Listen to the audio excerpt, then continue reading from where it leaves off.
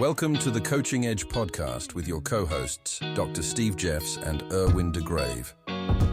Each episode, we bring you expert guests and transformative coaching insights. Let's dive in. Hello, everybody. Welcome to a new episode of the Coaching Edge podcast with your co-host, Dr. Steve Jeffs, and myself, Erwin de Grave. And today we have the honor to talk to Dr. Marcia Reynolds. Hello, Marcia. How are you doing? Great. Thanks for asking me to be here. Well, thank you for coming. And Steve, thank you for being here as well, of course. So, Marcia, we could try to introduce yourself, but you know yourself much better than we do. So, Marcia, how did she got in coaching and what does she do in coaching? You know, you were talking earlier about, this thing that came up in the 90s, this thing called coaching. Well, I had been running training departments for companies, starting off in healthcare and then moving into technology in the 80s and the 90s when everything was, shifting and changing and crazy and companies going bankrupt and, those new ones exploding. And so there was so much going on that training was important. How do we talk to each other? How do we keep people sane in this crazy world? People talk about now how scary it is with AI. It's like, well, I remember when we shifted to smart technology and everybody was afraid of losing their jobs. And, it's like, this has been going on for a while. And so I really always wanted to do my best and to help the leaders to lead and people the teams to create. I actually had gone and my first master's was not that useful. It was in broadcasting. So although I can make good videos. So I actually went back to school and got a second master's in adult learning instructional design so I could do better. And I worked very hard to do better in my classes, and everybody would give me the happy faces at the end of the class, and we had a good time. And then they would go out, and as soon as whatever they were trying, they felt awkward, they'd go back to their old behavior. And so there wasn't, that retention of learning that has never been a good statistic from training. It just inspires people to try, but it doesn't really last. And it was the last day of my last job. I decided I was going to start my own business.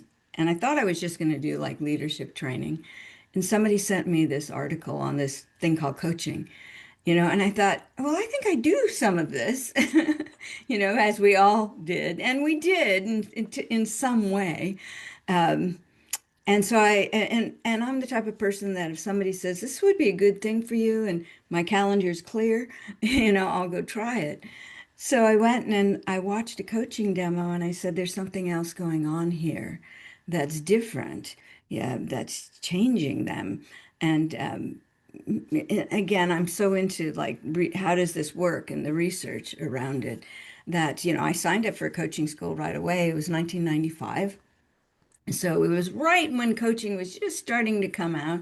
I was talking to someone yesterday. I said, when we started coaching and soon after the International Coach Federation, because it was CoachU that I had. There's only two coaching schools at the time.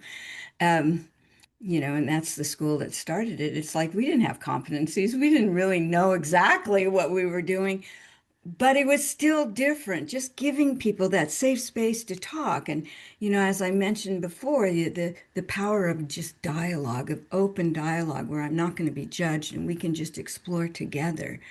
That seemed to be, that's what made the difference. And so I got really passionate about coaching right away. And here I am, still very passionate enough to write another book. So, it filled that, what I was seeking, that this is what creates sustainable change. This is how we can really impact people in a way that will last. And not just what they do, but who they are, which is truly makes the difference. I don't think we ever included that in our corporate training before. So that was kind of my pathway to get me here with you today. Thank you very much for that. Yeah. That's what's different now. I mean, I speak to a lot of coaches, and Yeah. there's this AI, there's this how do we build a business, there's what's going on. And actually, a lot of Mm-hmm. the things I'm hearing from coaches are the same that I've kind of always Mm-hmm. heard from coaches, and you kind Yeah, of right. reference that as well. But Mm-hmm. when you look at coaching, what do you see is different now than it was back in like 95 when you Yeah. started back in the last century? Yeah, I know. I always say I'm the only president of the ICF from the 1900s that's still around. Yeah. So, yeah, what I just said about before we really knew what we were doing, and we were just like, creating this safe space, helping people design, a goal, and what's stopping them and what Mm, needs to be resolved to get there. I mean, we had the bones of coaching, but that it was mostly an open dialogue. When I look back at the testimonials of my first year or two coaching, they were like so grateful to have this space where they could really sort things out, and that I would ask them questions that were so meaningful to them. And I certainly didn't have a list of questions to ask back then. We didn't have enough. And what I think has changed today is that we're going back to that. That then all of a sudden, and I was a part of designing the first ICF competencies and the crazy certification process that, we implemented when we didn't really know what we were getting into. And I'd have all these people, therapists and things, call me and yell at me and tell me I should just certify them because, you know. So, and then all of a sudden, and then over the years, it's become so much more about the rules and the performance, and you must do this, and you must do this, and you must ask this, and you must ask this. And so coaches are so much in their head about, I'm supposed to ask this now, I'm supposed to do this, that they're losing presence. mhm. But what happens with AI is that presence has now become essential, for the longevity of our profession, and business growth. That it's the presence that I bring that people feel that not just safe, but they're willing even to go deeper because of the emotions I bring with my presence. It's not just paying attention; it's being fully present, that we can explore in a way that they're not going to get from AI, But again, that's what we were kind of seeking in the early years before we got stuck in the rules. And so it was more about the performance than the conversation. So what I see is that we've gone back to not making the essential skills and rules of that we have to do, say this, say that, and then we talk about presence and who am I as a coach. That must come first. And in fact, that's what was one of the big shifts in my second edition of Coach the Person is I wrote the 5 essential skills and then the 3 mental habits. And I'm like, oh no, I put that mental habits up front in the book and even talked about, this is what's going to sustain our profession in the face of AI, because AI can do basic coaching, and so we have to go deeper. We have to go beyond that. So I'm happy about that because those are much more meaningful and fun conversations. When I just have, again, I know what essentially I have to do to keep it together, Mm. but that I can be fully present with them and just coach with my curiosity instead of my memory. That's so essential in the moment. I see. When I was listening to you, I Mhm. sense a contradiction. So one about the must and the rules, and you need to do Mhm. this to be certified. Mhm. And then on the other side, be present. Say that's counterproductive. Yeah. And I don't. So Yeah. yeah. Well, it's an interesting thing because actually, um, I see there's a journey in our transformation of becoming a coach. that most of us came from telling professions, training, well, even leading, telling people what to do, being the smart one in the room, or even writing. I have to think I know something to tell people they ought to do this. And so we have to make that transition, and that transition's not easy Mm. of not knowing, of staying in the unknown and seeing what comes forth.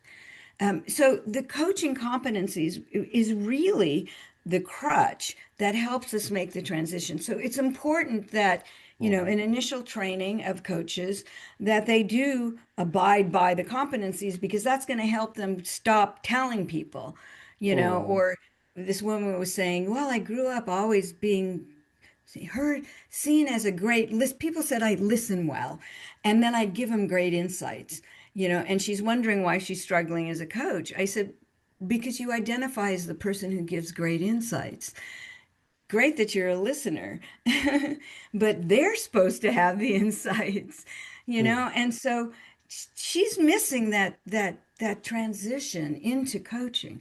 So the initial stages is that, yeah, I have to know, okay, that we have to be very clear on where we're going in this conversation and agree to that.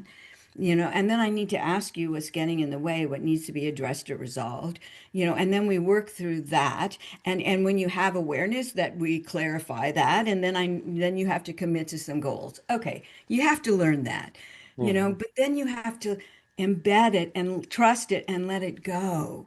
And that's then the journey of mastery, is that I know it well enough. I know what it is I'm doing, that I don't have to think about it, Yeah.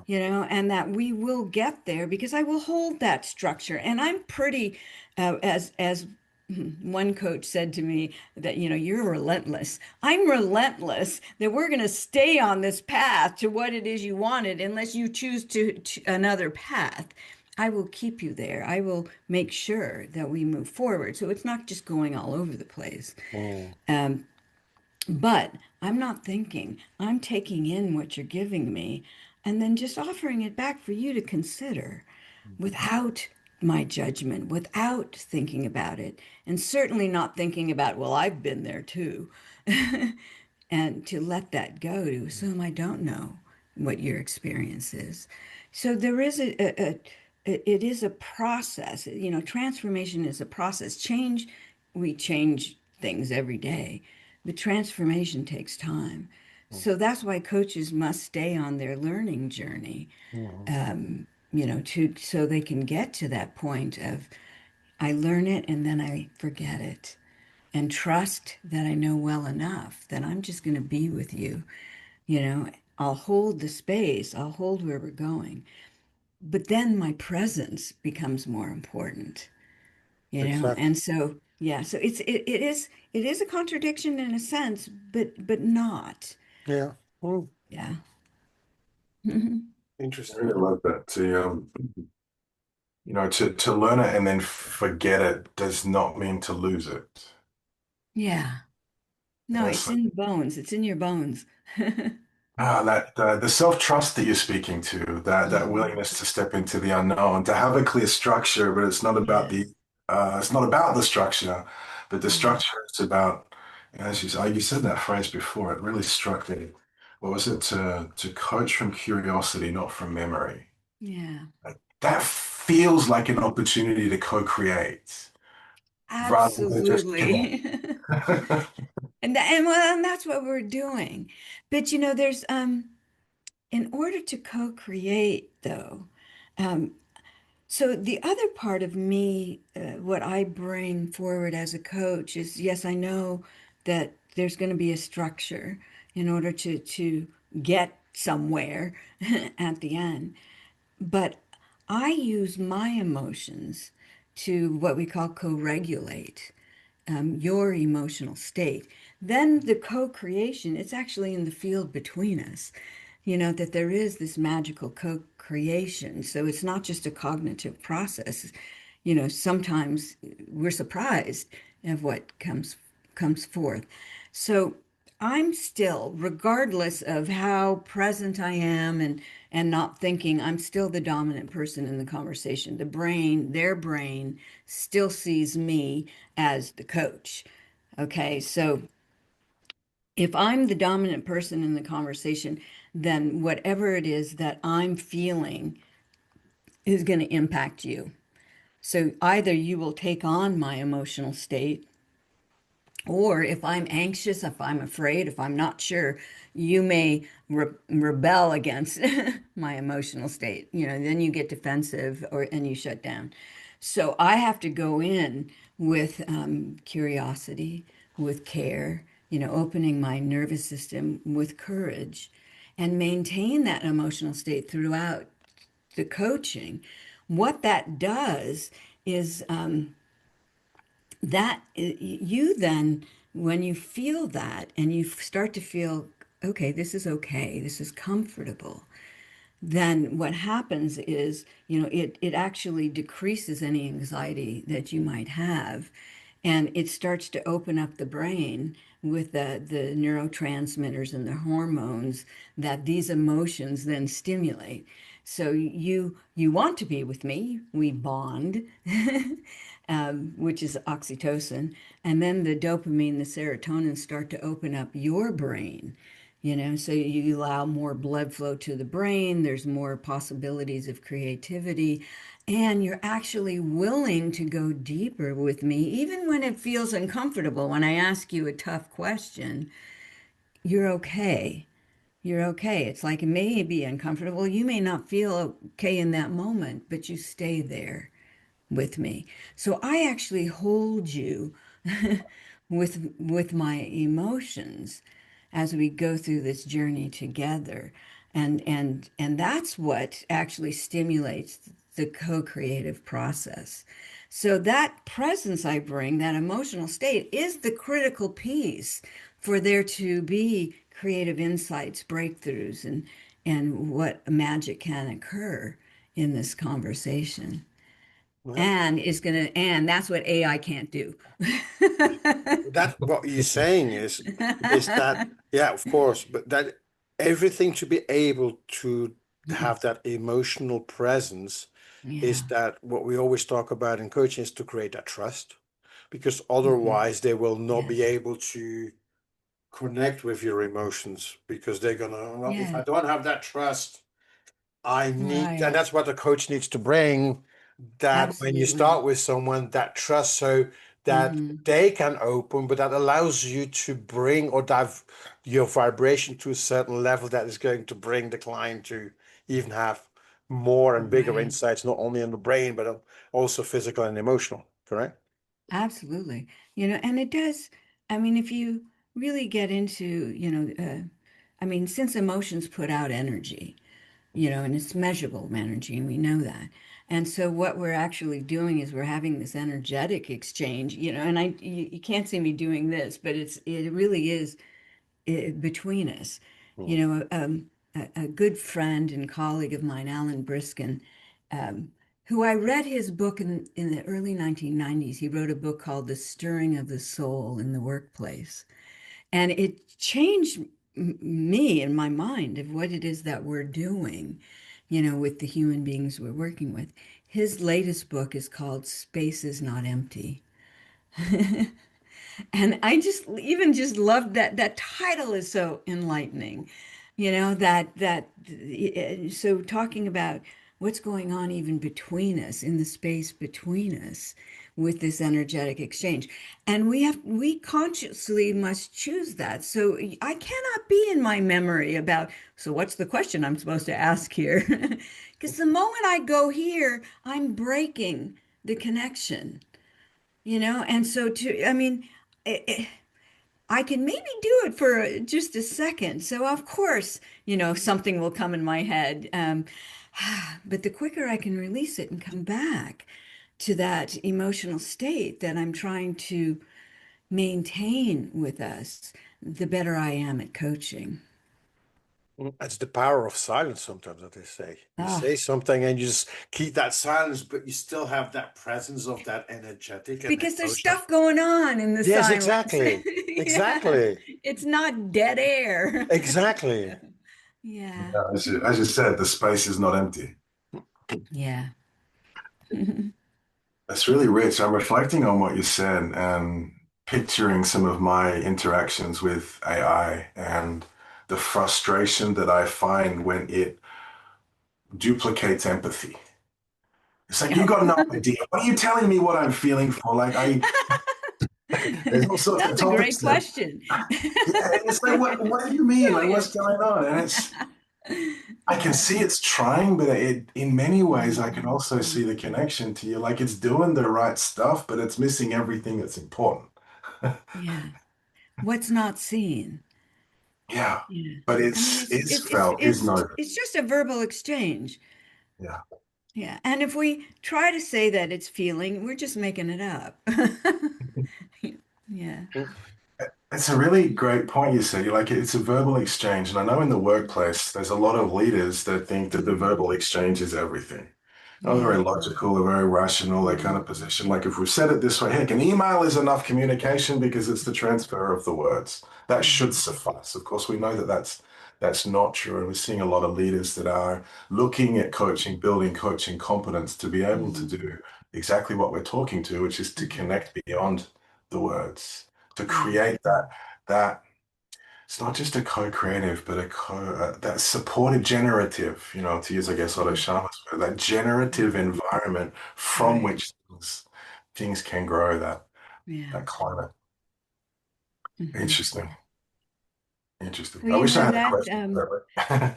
that's another thing though with leaders, I always say that back when I worked in corporate, I always wanted my leaders, to pay attention and care about me and to show that, but I never expected it, you know?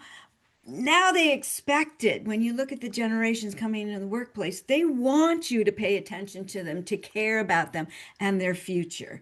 And so it's a requirement to, especially to retain top performers. You can't just ignore them. You have to be with them.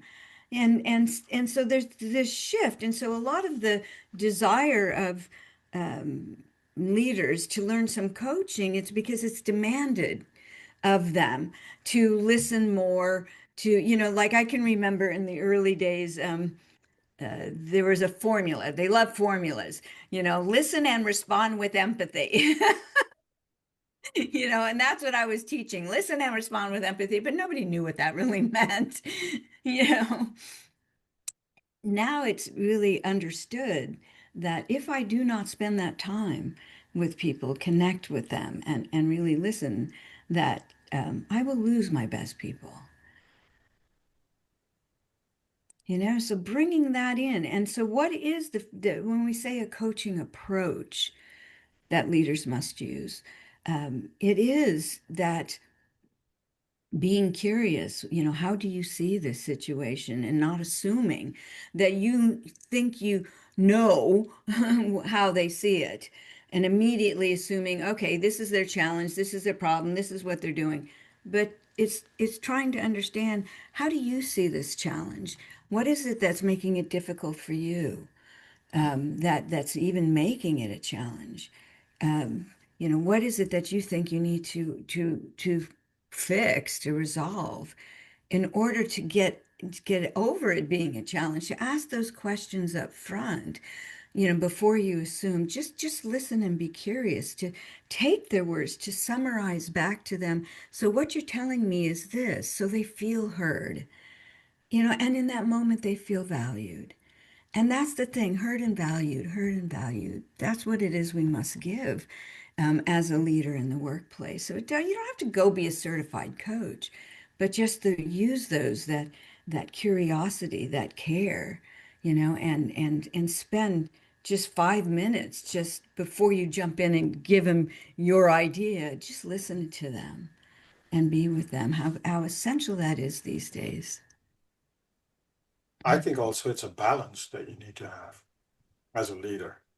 So being coach-like is one Mm, thing, And Hmm. that's really necessary. But Hmm. also that sometimes you need to make decisions and say, hey, that's the way we go. It, Absolutely. I mean, you don't wear your coach hat all day long. yeah, but it's important Yeah. because otherwise someone, yeah, but Hmm. if I'm 100% coach like, no, as a leader, you need to Hmm. have that balance between when is the right Yeah. time to tell with an Right. employee or a mid manager to Yeah. say, listen, let's Yeah. sit down and listen, or say, hey guys, this is the way we go because it's urgent Absolutely. or whatever. So it's not Yeah. only looking at, hey, you need to be coach like. That's still what we maybe call the old stuff, saying focus, and Uh-huh. this is needs to be there Yeah. as well because otherwise it's not going to work. But even when you lay down the line, it's still going to make a difference, the emotions you bring to Yeah, of that. course. It's like this is what must have happened because um, I know we all want to achieve these goals. I know these are important to you, and this is what's now got to change. Exactly. You know, that it's not like you idiots go do this, Yeah, of course not. which still happens. So, Unfortunately. but I remember even back with Blanchard's situational leadership in, the 80s and 90s that he always said, determine what it is they really need in the moment. If they're really lacking knowledge and skills, then give them training. But if they have even a little bit and it's really more confidence and motivation, then you coach. And so really trying to discern in the moment, and sometimes you coach and it goes nowhere. And okay, so now it's bottom line. This has to change or else, and you give the consequence. So you're absolutely right in understanding what is truly needed in this moment, and being able to discern that fairly quickly. And then I know that I have the skills, these various skills that I can use, that it's not just the one way of my being, is really critical for leaders. Yeah, because Yeah. leaders not only have the people, the whole workforce, but the Mhm. entity as the organization itself is important Yeah. as well. And that Oh, yeah. needs Well, and needs their attention as well, although you have stakeholders behind it yeah, and so on, but that's absolutely. and that's really important, I believe. Hmm. Mm. Right. But again, it is still in service of people achieving their goals. Yeah, of It's course. not just to feel better. Exactly. It's whatever it is that's important to them, to be a leader, to have less stress, to connect with their team members, whatever goal is important to them, that as a leader you're there to help them achieve that. And which is a constant message that I'm still having to give is, as a leader of leaders, you better be developing leaders because that's your responsibility to this company, that you have a succession plan. So if Exactly. something happens to you, and and I'm saying this because I'm working with a company right now. It's like, oh, we want to grow, and it's like, but there's no bench of leadership below the top leaders. It's not really. It's like get things done, get things done, but there's no KPIs of being a good leader, and that's for the if you're going to grow the company, you better have depth of leadership as well, not just technical ability. And it's just frustrating to me that we're still saying this. you know 30 years after I left corporate, we're still saying the same thing. And hearing that, yeah, well, okay, we'll think about that later, but we're in chaos right now. No, the chaos never ends. Mm. It's not going to go away. Now is the time Mm. to make sure that you're developing leaders in your organization, and to ensure that people feel good about where you're going, even in an uncertain world. Mhm. So you mentioned KPIs of leaders. Mind me, ooh, interesting. So what would be the top three or top five KPIs for a Yeah. good leader? Well, it's interesting. For 10 years, uh, earlier in the century, I actually was a part of a team that was uh, teaching leadership for Maersk, the shipping company out of Denmark. And what was so fascinating, what I loved, was they said, well, we can't teach leadership but not have the systems to support it. So if the KPIs are all about getting things done in the numbers, then it's not going to support the leadership development. And so they actually required all leaders to have two leadership KPIs as well as production APIs. And what came out of the training was, of course, coaching skills. Are you really coaching? And they used a lot of engagement surveys, so they couldn't just say, "Yes, I coach my people," but did your people really feel you were coaching them? Delegation, because there's so many excuses not to delegate. And delegation is important to developing other leaders. True delegation, not just dumping. The difference between delegation and dumping. So to really know how to do that, and then being able to not just create a vision, to share the vision in an inspiring way. So getting back to, it's not just the goals, but the vision and our purpose, our mission. The companies that I have worked for, that even my last company, that was a semiconductor that made chips for gadgets.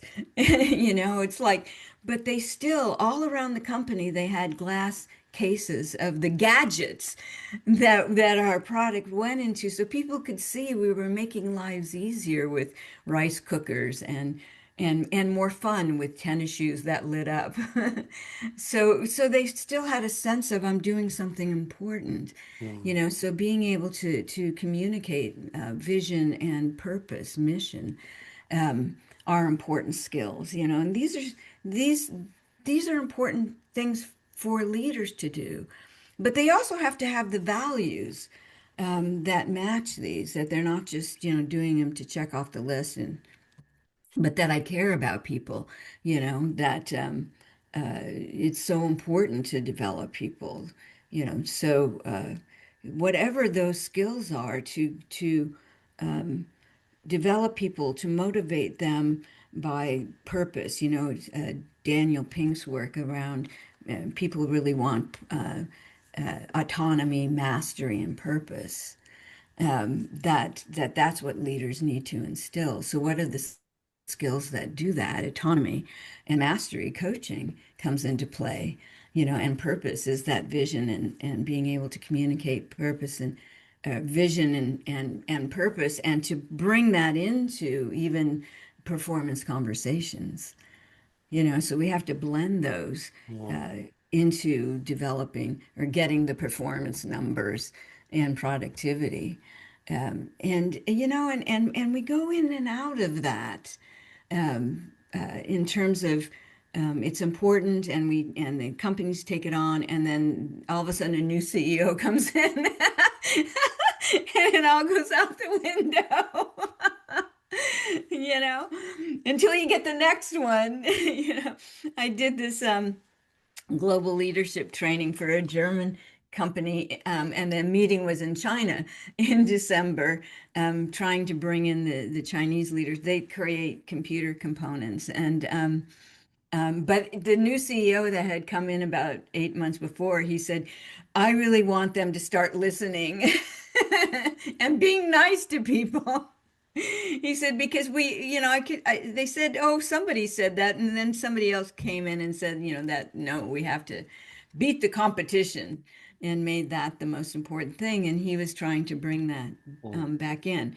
So, where's the wave? And how can we make this just always important to business? Would be, I would love to see that. But on the other hand, I have job security because somebody comes in and screws it up. you know, and we have to come back with the message of, it really is the people that are doing the work, and they need to be cared about and see a good future for themselves in order to give discretionary effort their best work. This is really interesting. One of the things I see in organizations is a single dimension with task and relationship at either end. And so yeah, Yeah. they end up swinging between one. We go task Yeah. until we've gone too far and we recognize we've missed something, and we go too far the other way and we go too far. Absolutely. I love to share that, actually hold them as two separate dimensions. And I think it's one of the things that you've demonstrated in conversation today is we can have these KPIs, but even a KPI of coaching skills is still on that doing Yeah. side. And Yeah. then to do that from that place of that emotional Yeah. co-regulation that you spoke to, Right. where we can bring that, the stuff that's in the space that's not empty. Yeah. From that place, now we can start to build for the short term Yeah. and nurture and support and prepare for the long term. Absolutely. So you don't, right, all the companies that have been in the books of, you know, the best companies in the world that end up today they're bankrupt and they don't exist anymore. Um, but it don't make it a fad. I'm so sad for years. I was one of the first people to teach emotional intelligence, and a lot of it came. I was one of the first coaches to have a website. So when the U.S. government came to me and said, "We want you to teach this new thing, emotional intelligence," and we went out on the internet, and the only people we found who teach it are you and Daniel Goleman, and he costs too much. So I had a 5-year contract until another president came in and cut their funds. But, what happened to emotional intelligence? I mean, we still talk about it, but it was more like a fad. It was so important, and then you know, it's like it blends in. Now, I think when you teach leadership, you always have to teach emotional intelligence because if you don't have that foundation, you're absolutely right, Steve. Then it's just another skill. It's a skill, and it's not the emotional intention is not there. So don't make it a fad. Don't make coaching a fad, or it really is about the human connection. So call it something else, human connection, that we connect with people or and inspire them to give their best. And we bring that in because otherwise, again, that's why you get a new leader and it goes away because it's just seen as, okay, that's what you like to do. It's not the necessity of business longevity that we do this. Absolutely. And that word connection is so powerful, at least in my head, the way I'm hearing it at the moment, because it's bidirectional. It's what you said before. It's, well, actually, let's get feedback from people. Let's connect and see what's the Yeah. impact that's being created, not just if the skills are being done, but what Yeah. are those ingredients actually creating and what impact are they having? Right. Mm, You know, um, Alan's book, The Space is Not Empty, he has this great image of, here we are, trees. We're a forest of trees, but underneath our roots should be connected. As so many, I know the aspen trees here have that amazing network of connection that you see a strand of trees, but you're really only seeing one tree because they're all fully connected, and without that, they don't exist. So can we create that connection at the roots?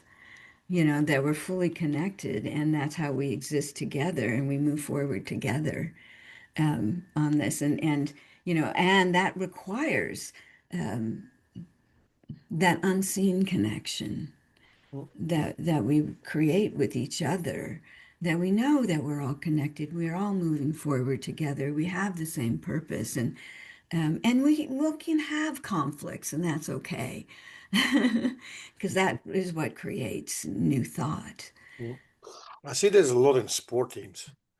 So in soccer, football, basketball, the team needs to work. You could Absolutely. have the Cristiano Ronaldo and the Messi and whoever else, but Hmm. these are the skills they have. But you still Yeah, need to work as a team to make yeah, sure that as a team you have. And right. I love what you mentioned in the beginning, that Hmm. emotional presence Yeah. It's not only that emotional presence a leader should have it, but also teammates, a department when you work together, that Yeah. emotional presence can make or break the whole thing. Because if you have that Absolutely. really strong connection, Yeah. you can win any game if you want to. Yeah. Yeah. I mean, that was a lot of what Michael Jordan always talked about. And um, I can't remember the name of his coach, but he wrote the book Sacred Hoops, about coaching Michael Jordan and the team. And it was all about it, it's the team. And he knows that and he supports the team. So he's not just the superstar. And that's why they won all those years. It was the team, Mm. not the superstar. Yeah. And it's the same at work, isn't it?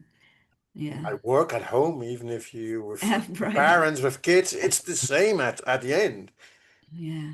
Yeah. Right. Who are we together? And, I mean, really, if we want to go back into the whole thing of, sociology, it's like um, we exist because of community. We exist about that. The worst punishment we can give someone is to stick them in isolation, and so that human connection is a part of our survival, but we don't think about that and how important that is, to our survival and our evolution. And me being here in the United States, I clearly see, that whole I'm the best.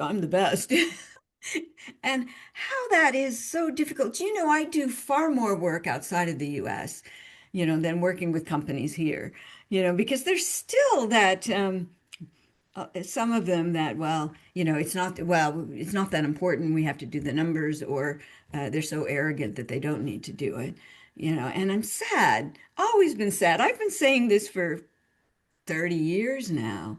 When are they going to fully get it here? And it's not that they don't, all of them. Just started work with an amazing company that's so into sustainability and the people, and I just love supporting companies like that. So they exist, but it's not within the language because of the culture we've created.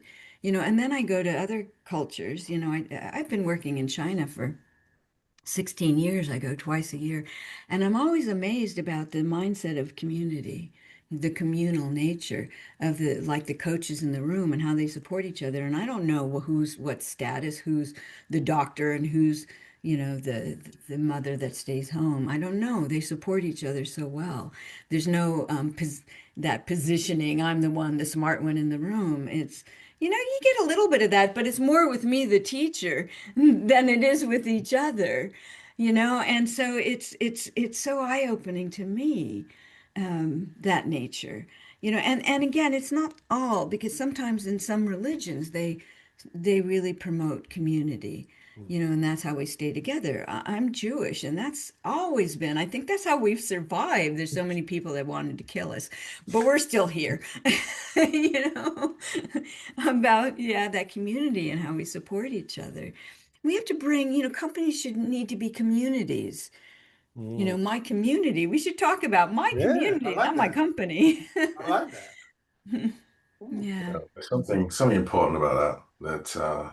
As you said, I mean, that's what's in the space. And there's another book I had someone reference the other day that, it's the space between the boxes on the org chart. Like that's where stuff gets Yes. done. It's what's Right. happening in here. There's tasks that have to be done, but Yeah. we're not parts of a Right. machine. We're more than Yeah. that. And Right. it's what emerges, what's inspired, what's safe to come Mhm. out, that co-creative Mhm. generative dialogue as you spoke to. Marcia, Okay. this is fascinating. And I'm looking Mhm. at the clock and can't believe that, we've got this far this quickly. Um, Firstly, a new edition of the book. Like, tell us a little bit about that. Yeah. Well, I think, again, I agree. There's 30% of it is brand new because of even what's happened in coaching, what we've realized, and what we have to focus on in 5 years. And especially with AI coming in, AI has driven us to really the magic of coaching. So that, like, the introduction is all about that, how the importance of presence has come to the forefront. and the shift in that, and some of the coaching myths that, that have even come forward more than the old ones, that I address. But I went through every page, just like, well, I wouldn't say it that way now, I would just shift it. And so, the structure, I mean, the chapters tend to be the same, even though I move them around. Um, but there's just, it's in a different place now. I mean, even the cover, I said I wanted to look like an energy flow, and that's how we came up with the cover picture, because I said that's what's so critical, and I want people to really, really step into that it's not just the skills, and helping them understand the intention, the competencies, that's important. But it's always the energy we bring to the conversation that's going to make the skills work or not. So that's what's different, in the book. So I'm, yeah, pretty excited about it. Yeah. I love it that you've taken everything we've been speaking about and approached the book with it. Like, what's the relationship with the book, with the words, with the Yeah. concepts? How is it living? How is it evolving? How am I seeing it now? Yeah. And then giving that permission to be on the page until next time. Speaking of next time, for those that are inspired, curious, or just hungry for more, how can people learn more and connect with you? Yeah. I think my greatest connection place is LinkedIn. So I'm definitely there, and especially now promoting the book right now. It comes out March 3rd. I'm posting like every day, and I try to make them relevant and give people ideas. I'm not just saying, "Yay, go buy the book," although I think we have a giveaway going on.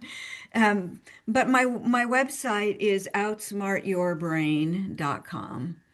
Um, or covisioning.com takes you to the same place. And I'm,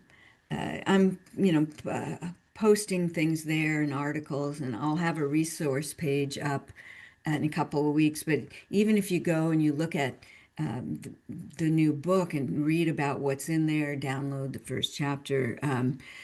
If you buy it, there's a link to a bonus toolkit you get for free. So, but even that, I'll have I always put stuff up there for coaches to just come and use, because you know how that is. I mean, this is our community. I'm so grateful for being a part of the coaching community in the world, and how generous we are with each other, and doing demos and tip sheets and all of that. So I think my website, I'm certainly on Instagram. They've got me on everything, on TikTok. I don't even know what I'm posting there. You know, they're posting it for me, so I'm all She's over the. present. Yeah, right. You can find me, I'm sure. There you go. Well, Marcy, thank you very much for this inspiring chat that we have. And everybody else, thank you for listening in. Until the next episode, take care. Bye. Thanks for tuning in to The Coaching Edge. Until next time, keep coaching and keep growing.